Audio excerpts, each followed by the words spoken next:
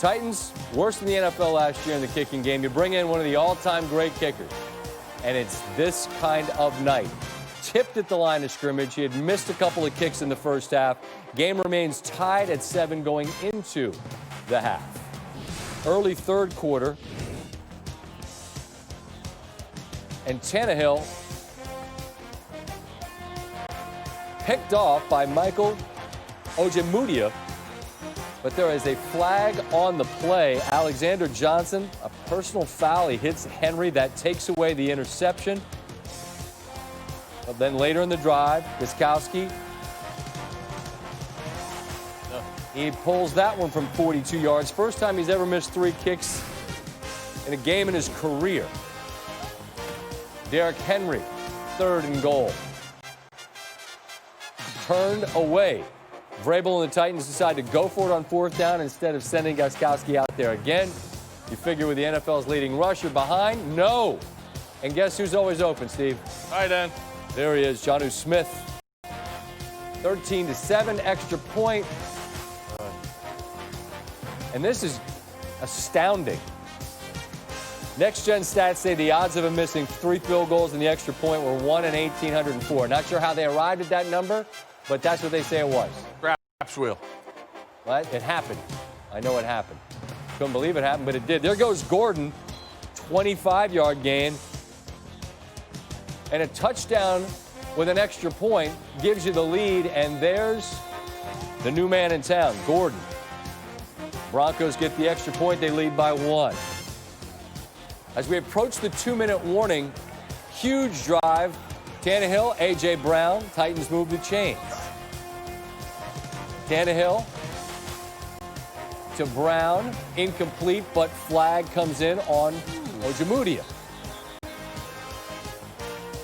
And as this drive is playing out, Levy and Greasy and Riddick, they're saying what everybody's thinking.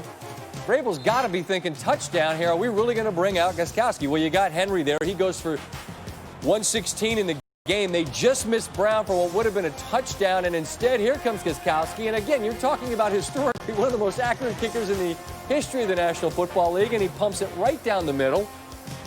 And because Vic Fangio didn't call timeouts inexplicably during that drive, Denver got it back with very little time on the clock, and it was pretty much desperation time, and they were not able to get close enough to even attempt a field goal. And you see what happens for Gostkowski. He makes it the game winner when it counted most. But what an inexplicable night for a 4-time Pro Bowler who had 5 career seasons in which he missed fewer than 4 kicks. At the end of the night, though, he makes the only one that matters, and Tennessee is 1-0 on the season.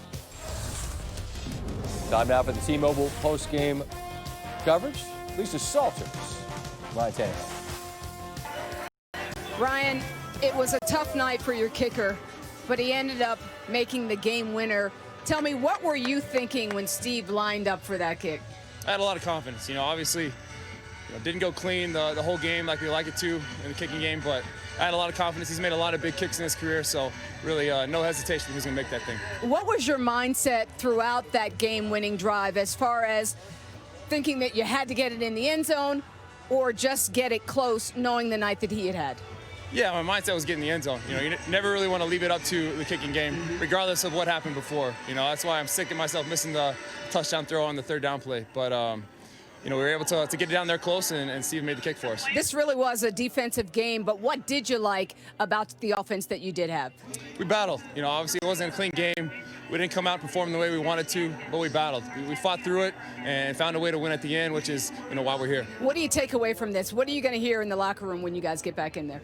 Probably it was an ugly win, but, glad to come out here with a win. Obviously, different setting, getting used to everything, but no excuses. We got to come out and play better football next week. So excited to leave here with a win and a lot to improve on. Thank you, Ron. Congrats on the win. Thank you. Thanks for having me. Louis Riddick, Brian Greasy join me. And fellas, as you well know, this is a bottom line league, and the only thing that matters is Tennessee goes home with a victory. I have to start with something that drives me nuts, and you all alluded to it.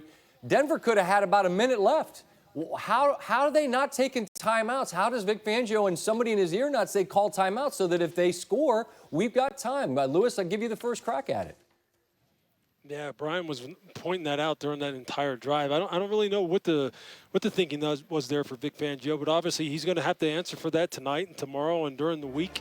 Because, look, his offense had started to hit its stride, Grease. I mean, Drew Lock started to find some rhythm. Jerry Jeudy, although he had a couple drops, was getting open.